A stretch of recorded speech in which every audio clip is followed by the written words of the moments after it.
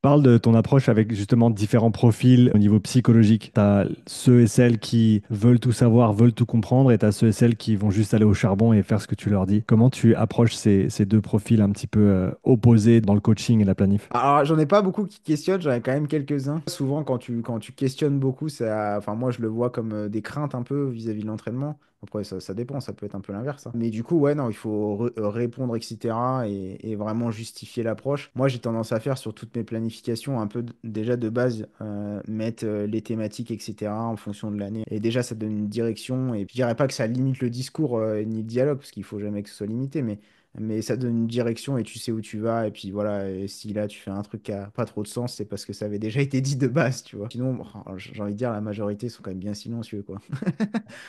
Après, des fois, j'ai des choses, hein, ouais, je fais pas assez de volume, enfin, je fais pas assez de volume par rapport à un tel, etc. Et puis je lui dis, en fait, t'en as pas besoin, enfin, arrête. Et je lui explique pourquoi, et puis voilà.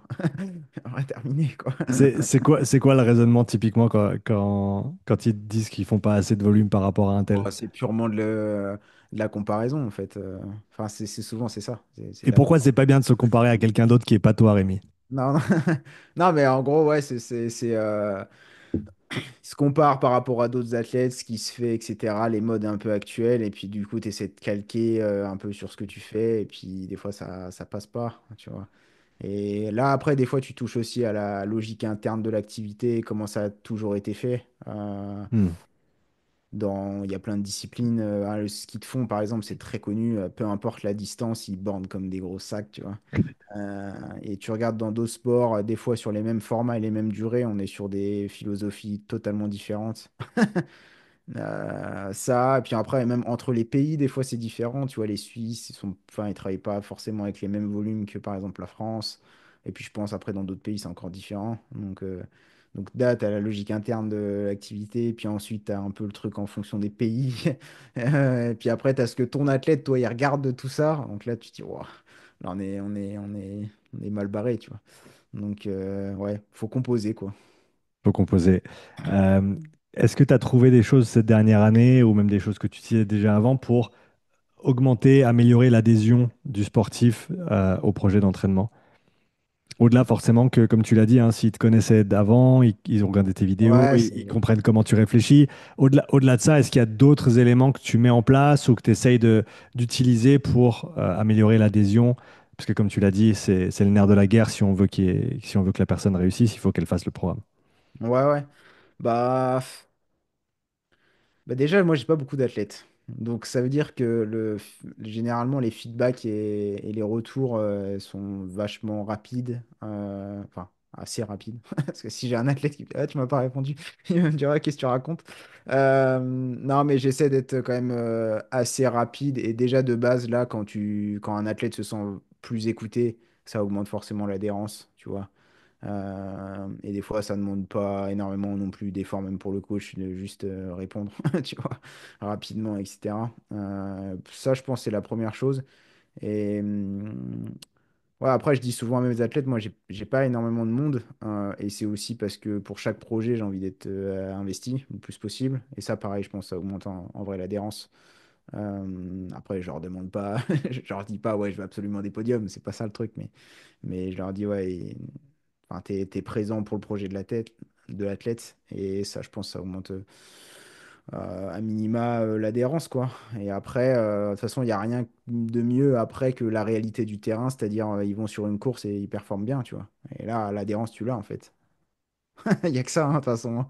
Tu peux dire tous les discours que tu montes, tu veux rassurer, hein, mais si tu fais une bonne perf, là, t'as plus besoin de parler après, hein. Mhm.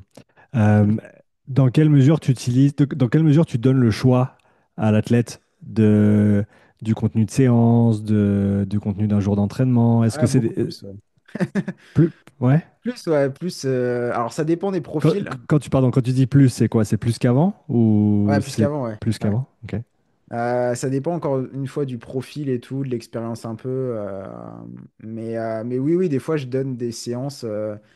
Tu vois, de plus en plus, ça m'arrive de donner des séances, juste de donner un temps qu'il faut cumuler à l'intérieur d'une séance. Tu dis, je sais pas, tu fais 30 minutes Z4 et tu fais ce que tu veux en termes d'intervalle tant que tu me les cumules, tu vois.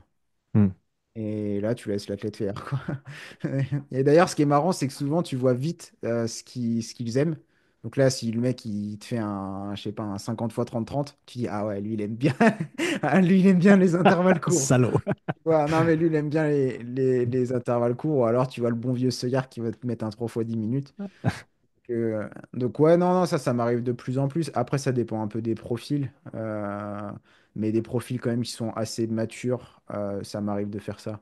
Et j'ai quelques aussi athlètes ou personnes avec qui je travaille, où là même, je mets juste des séances à réaliser dans la semaine, une orientation un peu du volume, et après, ils font ce qu'ils veulent, ce qu'ils veulent dans la semaine, quoi. Hmm. Et donc là, au moins, tu es là, tu as une personne, alors forcément, qui adhère et puis qui écoute aussi ce que tu as à dire sur la méthodologie et puis sur les entraînements. Mais après, la flexibilité de se dire, ouais, aujourd'hui, je le sens pas, je le fais demain. Puis si demain, je le sens pas, je le ferai après-demain. Et du coup, ça te rend vachement autonome et je pense que ça te construit aussi en tant qu'athlète, quoi. Donc ça, je le fais de plus en plus, ouais. De plus en plus.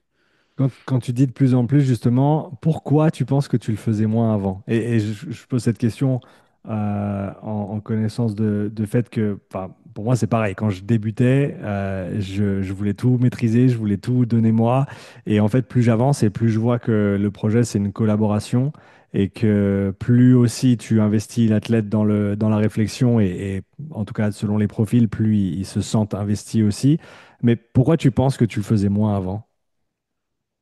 Bah, je sais pas, j'avais un peu probablement des espèces de préjugés sur les distributions dans la semaine, etc., sur les délais de récupération et tout.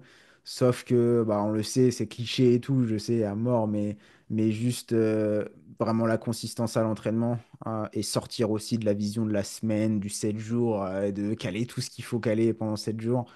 En fait, en réalité, ça fait pas trop sens. Et ouais, peut-être sortir un peu de l'idée, même, enfin, je dirais pas de la planification, mais de laisser cette flexibilité-là, de placer ça quand tu veux. Et je pense que le corps, il est assez intelligent pour te dire quand est-ce que tu peux y aller ou pas, quoi. Et des fois, alors, des fois, c'est bien aussi de probablement pas trop s'écouter non plus. Surtout quand voilà, il y a des blocs, puis il y a des choses où forcément tu as besoin d'être peut-être un poil fatigué pour les faire. Mais il y a aussi un temps où t'as pas besoin de faire ça, quoi. Donc voilà, tu vois. Donc ouais, ça dépend des athlètes, encore une fois. Faut qu'il y ait un peu de maturité, etc. Mais ça m'arrive de plus en plus, ouais, de mettre juste des orientations et puis des séances un peu clés, je vais dire, même si c'est pas le bon mot, mais à faire. Et puis voilà, même pour certains athlètes, des fois, donc je mettais des séances un peu à faire à la semaine et je mettais une séance un peu qui serait intéressante à faire en fin de cycle mais dans 3 mois après, hein. Et je disais, bah voilà, là dans l'idée, il faudrait qu'on construise un truc assez logique, donc pas trop débile pour pouvoir faire cette séance-là.